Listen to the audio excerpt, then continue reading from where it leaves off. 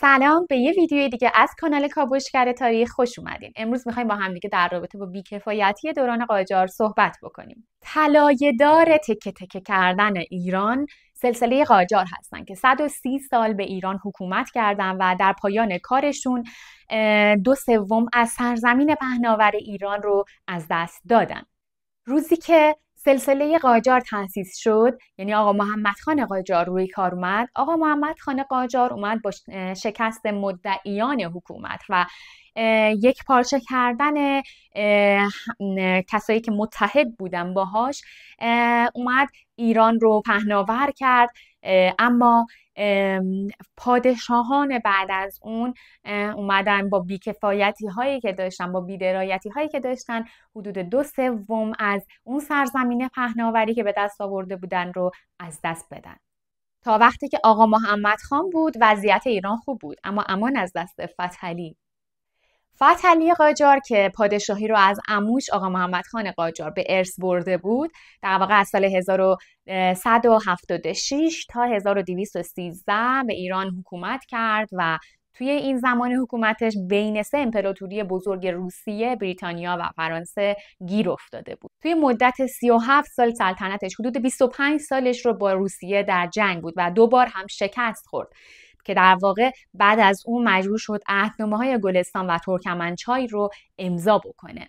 در مجموع این دوتا عهدنامه ایران 25,000 کیلومتر مربع از خاکش را از دست داد و به مجموع این شهرها و مناطق از دست رفته از ایران بهشون میگن 17 شهر قفقازی یا 17 ولایت قفقازی. بعد از فتحعلی شاه، ناصرالدین شاه هم یه قسمت‌هایی از ایران رو برید و جدا کرد و از دست داد که بیشترش کار انگلیسی ها بود. توی عهدنامه پاریس بخشی از هرات و افغانستان امروزی از دست رفت. در قرارداد گلدسمیت یه قسمتی از بلوچستان از ایران جدا شد و در عهدنامه آرزروم دوم یه بخشی از کردستان از ایران جدا شد و در عهدنامه آخال هم یه بخشی از خراسان از ایران جدا شد.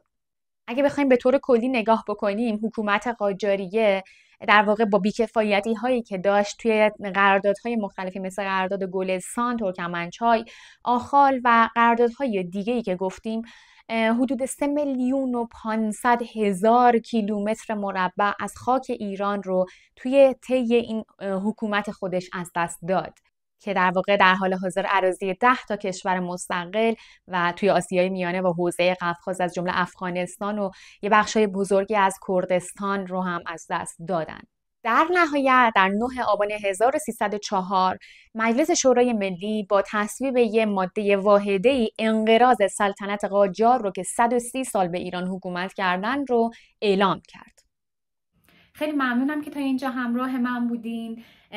خیلی ممنون میشم که برای دیدن ادامه ویدیوها و اتفاقات مهم تاریخی دیگه کانالمون رو سابسکرایب کنید و این ویدیو رو لایک کنید و نظرتون رو در رابطه باهاش برامون بنویسین. تا ویدیوهای بیشتر، خدا نگهدار.